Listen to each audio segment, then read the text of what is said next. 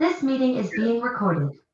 Yo, what the hell going on, Yo, y'all? Shit, man. We fucking called it, y'all. We had Ryan Stan and Jan Blachowicz both come out winning, both underdogs. If you parlayed it together, it was like close to plus 700.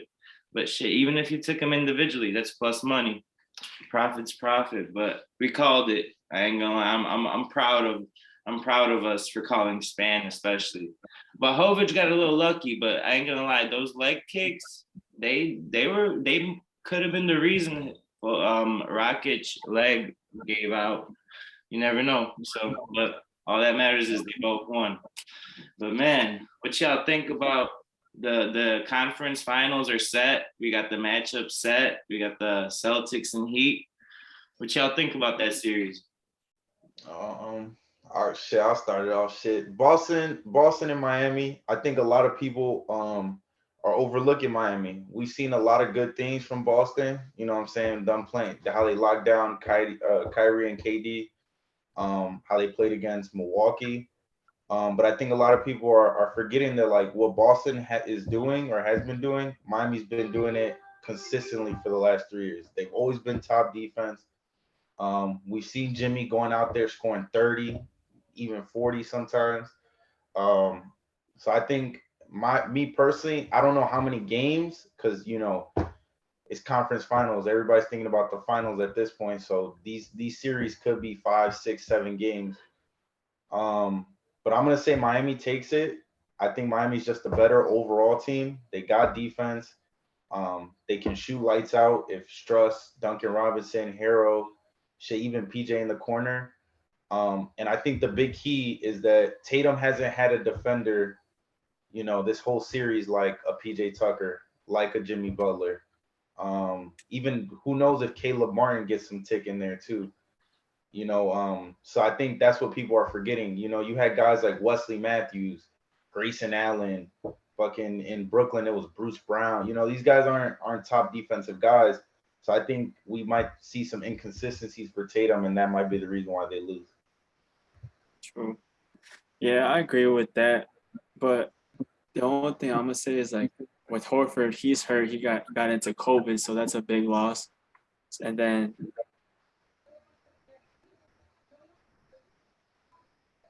Marcos, you cut off a little bit, I think.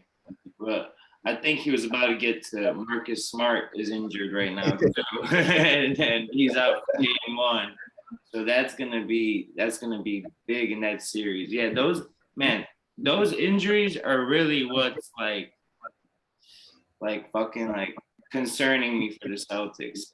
I think it's gonna be a competitive series still, 6 or 7 games. It all depends on when Horford comes back, bro. That's what I think. Yeah, I mean, I think another thing too is like for me, Miami plays a lot better without Kyle Lowry, and the fact that he's sitting this game even makes me like I think he'll probably sit the next 2 games, depending on if they win or not. So I think without Kyle Lowry, I like Miami even more. And then you add in the fact that Horford and Smart are not playing; those are 2 starters. Obviously Robert Williams is coming back, but Yeah, all in all, man. Okay, like you said, Miami, they've been doing it all year. They're the number 1 seed. They've been consistent all season. Bam's great defensively in the paint. He'll give you that. I was watching ESPN today. He's third. He just passed last series Dwayne Wade for 20-point and 10 rebound games, which that's still a lot in the postseason. So Bam's gonna come up big, and Jimmy Butler, you said it too, man. He's averaging 29 points a game in the playoffs. So yeah, I mean, so like I think it's just I mean, during the regular season, Miami, it was their record was 1-2 versus Boston. Boston had 2 20-point wins against them. But what just doesn't convince me is that you add in a coach like Spoelstra, right? This is the same series that we saw in 2020, and Miami ended up winning. And granted, it was the bubble, so you don't have fans and shit. But the culture of Miami and what they have over there with those undrafted guys is like that's it's like the Patriots in a sense. You know what I'm saying? Like that just breeds winning. You know what I'm saying? So it's like I don't see Boston really taking this series unless if we see like Tatum just go like really cement himself as like that guy, you know. So yeah, But with the I agree defense, with you. I agree with you. The big thing is Robert Williams is coming back, so they kind of have somebody down there in the paint. They have that big man with Horford out, but like with those two guys out, I think for Miami it'll be pretty easy. If they're out multiple games, I think Miami should take the series easily. yeah. Like And it's pretty much the same thing as Milwaukee missing Middleton, right? Milwaukee loses and they're missing Middleton, so it's like you can kind of attribute it to the fact that they're missing Smart and Horford, and that's why they end up losing. we'll see how many games they end up missing both of them because Smart was questionable all day, and he might just miss this one game. But Horford, he's in the protocols. He's in the COVID protocols now. He might end up missing 3-4 games, or he might just end up missing this one. So it's hard to call the series right now. I ain't gonna lie. It's Yeah. hard for me to call this series. I mean, I'm gonna be honest. Even with them playing, I still would take Miami just because, like, I don't know. I just think people are overlooking Miami. You know, it's like I don't know. I don't know what the term would be, like recency bias, just because we've recently seen Boston play this series and like how they've been doing things. But it's like, bro, you can't count out the fact that number one, they just went to the finals like 2 years ago. You know what I'm saying? Or like a year, yeah, 2 years Yeah, ago. So it's like, you know, that they lost the finals. You know what I'm saying? The same way that we look at Phoenix and Milwaukee, like, oh, they're supposed to go back, is like, bro, that's not too far off. And the team is even better now. You got veteran leadership with Lowry. You got a guy like PJ who just won a championship last year. You know, you got Harrell, who's sixth man of the year. You exactly. know, Duncan Robinson is weeded out of the rotation. Victor Oladipo is now in there. So it's like, you know, I what we know might see is like, you just convinced a lot of people, bro, about to take my yeah, because yeah, you were just saying everything. It's like, man, they absolutely should win this series, bro. And with that playoff like experience you were talking about, they brought in Lowry, got PJ Tucker, who's defensively one of the best. He's an irritant defensively. But yeah, I gotta stick with you, bro, just because all those points you made right now. I'm gonna go with Miami winning the series. I'm gonna go in 6 games though. I don't think Boston can go out in Boston's gonna go out in less than 6. yeah, I think it's definitely gonna be a fight because Boston is, you know, I think they're gonna win a couple of those games at home, especially just because Boston is that environment is like no other. But yeah, it'll be interesting to see. Like I said, these are all legacy games for these players. You know, if Jimmy can get to another finals with the path that he's taken and end up winning one, he cements himself, you know, up there, especially with the Miami greats. Same thing with Tatum. Tatum's been to the Eastern Conference Finals 2-3 times now in his career and hasn't really, you know, made it past that level. So, you know, I mean, it's now or never because, you know, you look at a guy like Book. You know, I know how they're feeling, but they might. You never know how your career goes, bro. You never know if you might ever make it back there, no matter how talented you are. So That's true. Like, look at CP3. He's been in the league. He's a 15-year veteran, if not more now, and he still hasn't made it to the yeah, finals. like 18.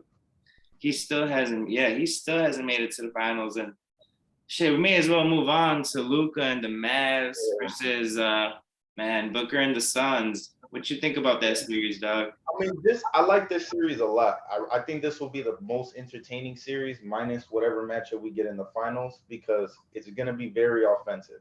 It's going to be very offensive. There's going to be a lot of points scored. But it's like what I go back to saying, like, these are legacy games. Luka Doncic, you know, has won Spanish EuroLeague MVP, Spanish EuroLeague championships. You know, he's made for moments like this. And a series like what we saw against Phoenix starts molding a young player into, you know, what he becomes into his prime. You know, that shit with Booker, that back and forth, you know, they just only made Luka better because now Luka has that thick skin. You know, I think me personally, I have to take Dallas because the same way that people used to look at Curry, oh, Curry's the greatest shooter of all time, which in my opinion he is. I gotta look at Luka now like this is one of the greatest players. There's not a weakness in his game. I mean, minus maybe you could say defensively he's not the greatest defensive player, but he can do it all. That step back three is the equivalent to Curry coming off a screen and pulling it. Yeah. We've seen how many of those he's made. And I think Dallas just has that's out of all the teams, they have that special just feeling, where it's kind of like, not Cinderella, but they have that, they got the momentum right now. They just came off a good series. Now I hope that they're not hung over off of this series. Like they just beat the Suns. Yeah, I hope they're not like, because the Warriors are not, the Warriors are the Warriors. You know what I'm saying? This is kind of a dynasty in a sense. So I think the biggest key factor is going to be can Klay Thompson beat Klay Thompson? Because we know what Curry's going to do. We've seen what Jordan Poole is capable of. But if Klay Thompson can consistently, night in and night out, give 24 plus points, it's going to be really, really tough for Dallas to win a lot of these games, because in the playoffs, I mean, we've seen these large leads get wiped out, 20 points to 10 to, right back in the game. But ultimately it's, that's the X factor for me. And then with Dallas is like, can the supporting cast help out Luka? Can Reggie Bullock hit 4 or 5 threes? Can Maxi Kleba add in an additional 10 to 12 points? Can Dorian Finney-Smith hit those threes and just take the momentum like that? It's just going to be perimeter shooting for both of these teams. But yeah, I'm going to take Dallas in 6. And just because I think, they're going to put the Warriors on their heels a little bit. The Warriors, that series against Memphis, they were sleeping a little bit, and if Memphis had Ja, they could have possibly made it a game 7, I agree definitely about that. And bro, I agree with almost everything you just said right there. Like, it does feel like Luka versus the Warriors, the Mavs versus the Warriors is like this David versus Goliath, and we're gonna see Luka like emerge and be this guy who beat the Warriors, who won two back to back. They just repeated not too long ago. They just had a dynasty team. They still have they still have the cornerstones of that dynasty. They still got Curry and Thompson, the Splash Brothers. And to see Luka knock them out in the Western Conference Finals, I think like you were trying to say, it'd be kind of poetic. You feel me? Yeah. It'd be raw as hell it'd just be a good story. And it reminds me a lot of 2011 Dirk Nowitzki Mavs. The team wasn't, that great, but they had that thing in them where they kept advancing and they kept beating solid teams in the playoffs. Because I remember Dirk had to beat Kobe, I think, that year, and he had to pass the Lakers that year. It seems like deja vu from 2011 when Dirk beat LeBron in the finals. That's exactly what I've been saying, and I feel like that's the matchup we're going to see in the finals. That's my finals prediction, is Miami versus Dallas. I was watching back in 2006 when Dwayne Wade went against Dirk, and they ended up winning that one. And then I watched that other series with LeBron and Dirk. And for me, it's just like the biggest key that I like about Dallas right now is that Dirk Nowitzki is a special advisor in Dallas. You see him showing up to the games. I would assume he's in the locker room. You got a guy like Jason Kidd, who's also part of that team with Dirk Nowitzki. And now Jason Kidd is a mature coach. We saw how he started out in Milwaukee. And I think he ended up going to Brooklyn. I think he coached in Brooklyn at some point. But he's had a couple coaching stints. Now I think it's all put together. He was on the Lakers staff not too long ago, a couple years ago.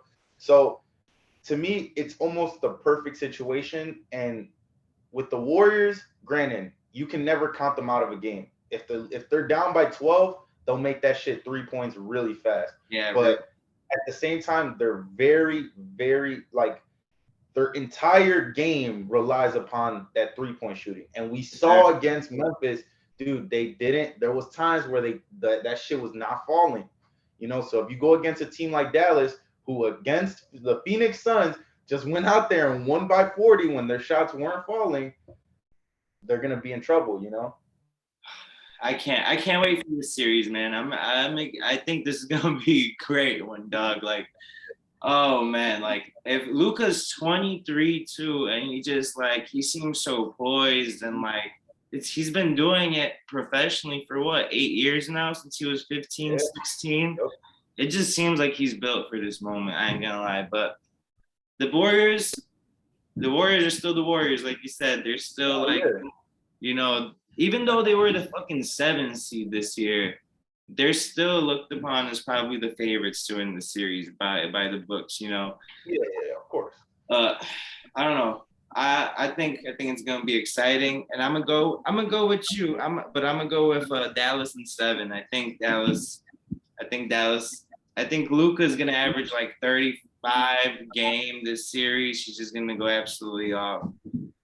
Yeah, I mean, because another thing too that I consider is like, and obviously this is all with the idea that if Dallas is doing their thing and they're winning games, but it's like if Dallas does start winning games and the offense for the Warriors doesn't really go how they expect it to or would like for it to, I think we might see a little bit of some rifts in that locker room or on court, like Clay taking shots that he feels like he can personally make, but it might not be the best for the team.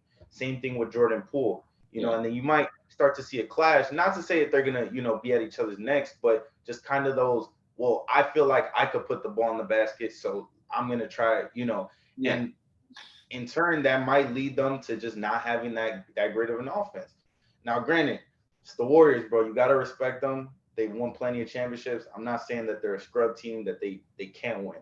I just right now I think Dallas is just that team. You know what I'm saying? And I said it last podcast, and I'll say it again. Everybody's discounted the fact that post All-Star break, Dallas was playing some of the best basketball in the league. The last month or so, that kind of they lost a couple games here and there, but they were up there top 3 defensively and top 3 offensively. So if they can get back to that form like we just saw them play last game, I think Warriors are gonna be sitting at home during the finals. Man, wow, I love it, bro. Like man, I don't got anything else, bro. I just got Mavs in 7. Mavs in fucking 7, bro. Hopefully Luka pulls it out. I don't know why I'm pulling for Luka so hard either, bro.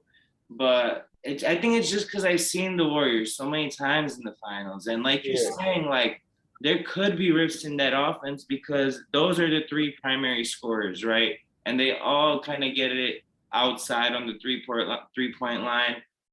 There's nobody inside to attack to get up in the post for the Warriors. There's like literally nobody. And the Warriors lost by 50 fucking points to the Grizzlies without Jeff. They're not the Warriors we saw a couple years ago. Exactly. So I think they're gonna get taken down by Luka.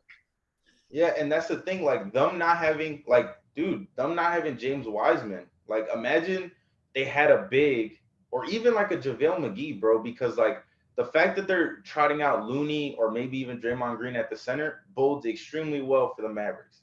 That's perfect because they have Dwight Powell, who is 6'9", 6'10", who's really not, because if you had a big man that can post up and, work, we saw how Phoenix, dismantled them that first game pretty much with Ian having like 20 and like 9 rebounds. Yeah. And another thing, like another analyst has spoken about was Tim Legler. He was saying the same shit that like, the Warriors gotta have that where they pass the ball around. They gotta have good ball movement. And sometimes in this playoffs we haven't seen that. We've seen Clay just come down and shoot, or Curry dribble around the whole time and shoot. Jordan Poole, same thing. So I think it's the conference finals. There's plenty of film now. It's ultimately all out there unless if you reserve some plays or whatever for this time is like. So I think you can't say, oh well, they set a lot of screens. Yeah, I'm assuming Dallas is gonna be ready for that. Everybody knows they set screens and they're gonna cut. So I do know that the Warriors pretty much embarrassed Dallas in the regular season at home, but it's the regular season. There's really no like to them that's just another game. It's a different style of basketball in the playoffs now. It's completely different now from the regular. nowadays, like back in the day, I ain't gonna lie, like 15 years ago, it seemed like regular season games were a little more important. Now it's kind of like you just get to the postseason and then you start Yeah. to really go And then off. another thing too is Steve Kerr was saying that it's not likely that Gary Payton will play this series, but it could happen. So I think the fact, depending on how many guys they have that can go out there and guard Luca, and because he did Luca pretty well during the regular season. You know what I'm saying? So I think having those guys that can take fouls and not be your main players, I think that's fairly important when it comes to Golden State. And like True. it's just gonna be about half court offense, bro. Like, can Luca get into the paint and kick it out and get shit at his will? Because there's plenty of people that they can have defend Luca, but I think at the end of the day, like the offense that we've seen from the Mavericks is like if they're hitting their shots, I don't think it's gonna matter what the Warriors are doing, bro. Like even if Curry, because you go to Curry comes down, takes a shot, it bounces off the rim. Now Dallas goes down on the fast break and gets another three, gets a foul in transition, whatever it may be. So like I think the quality of shots that Dallas is gonna have is gonna be much, much better than the quality of shots that the Warriors are gonna have. Yeah, especially with the double teams, Luca's gonna generate, and that's gonna create open shots for. They got guys who can knock down the three too on the Mavs. They got Kleba. He could stretch the floor. Brunson, he's been playing out of his mind like this whole season. Really, he's gonna get paid. Yeah, I think like we said, bro, it's gonna be poetic for the Mavs. Hopefully, yeah, I got Mavs in 7. Okay. Yeah, You got man, anything I'm else? No, man, that's it, man. Now it's just time shit to just wait and see and see how Yeah. this plays out. But I think this is gonna be an electric playoff series. I don't think, I don't know. I don't think we're gonna see a lot of blowouts, to be honest. I think a lot of these games are gonna be within 10 points. But I think it's exciting as a fan to see a young player like Luca, to see a young player like Tatum, Yeah. get an opportunity to like really, really, take that next step because, look, LeBron's not in the playoffs. So now we're starting to see that next generation of who we're going to consistently see in these finals Sure. get used to seeing. Because the last 10 years has been Curry and LeBron. That's pretty Yeah. much all we've seen. Yeah. So Yeah, now it's gonna yeah, I hated the NBA for a couple years, bro, because it was literally LeBron versus Curry, LeBron versus the Warriors for like 4 years in a row. And finally, like you can go into the season and you really don't know who's gonna be the champion at the end of the year. There's the competitiveness is back in the fucking NBA, especially in the playoffs. And bro, it's gonna be exciting next decade with Luka and Jokic, and we still got Kawhi. I think he's got another ring in him somewhere down the line. And yeah, I don't know, man. You think LeBron gets another one down the line, or he's done with he's done? I mean, I can't count out LeBron. What I think it doesn't really fall on LeBron. I think it more or less falls on, does Anthony Davis stay healthy, and how do they construct the rest of that team? Because obviously hindsight is 2020. We know they fucked up. They went out and got all these old cats, and I think that was their demise. Like, they could have had guys running up and down the floor, that were younger instead of having, these older cats. And I think that was another part of the problem, was just you had a lot of personalities. You got guys like Melo, LeBron, AD, Russ. These are all proven players that in reality, like at one point in their career, always had the ball in their hand. So it's like when they have to now play without, touching the ball, or they're not dominating the ball. I think it just, people start doubting themselves. They don't get into rhythm and stuff. So I think, and then not to mention, like, we got to see what happens when Bronny gets to the league. Because, like, he already said, like, he's 37, bro. When Bronny makes it to the league, he'll be 39, I believe. Yeah, right. So it's like, yeah, and his contract is gonna be up. He's already said it, like, yo, I'm playing with my son. So, if he doesn't get it within the next, year or two, bro, who fucking knows, bro? It's LeBron. LeBron might still be 39, averaging 22, 10, and fucking 7. Like, right. So it's just about health when it comes to him. You know, the health of him, the health of his teammates, and yeah. But I mean, I'm sure that they'll make the playoffs. They'll make the right adjustments. They'll get the right guys. I think everybody wants to play with LeBron. You know what I'm saying? Like, especially if he calls you up and is like, "Yo, I want you to come." And they have LA. You know, they're the Lakers, so Yeah. a lot of things going for them. They just got to figure out who's going to be a part of that team for them to get there. Who's gonna be coaching that team too, man? Like, and Yeah. like they just they have a lot to figure out. But man, I'm probably gonna be back Thursday after the game ones. We'll see if we're right. Who you got tonight? Heat or Celtics? I'm gonna go with the Heat. Two reasons: home court advantage, and like we had spoke about, Marcus Smart and Horford not being there. I just think Miami understand. Miami to me is one of those teams that when they get in a position like the conference finals, they understand the task at hand. They understand. There's no arguing with the refs. There's no pouting. There's no head down. There's all right. We need to come in here, handle business, and look towards game two.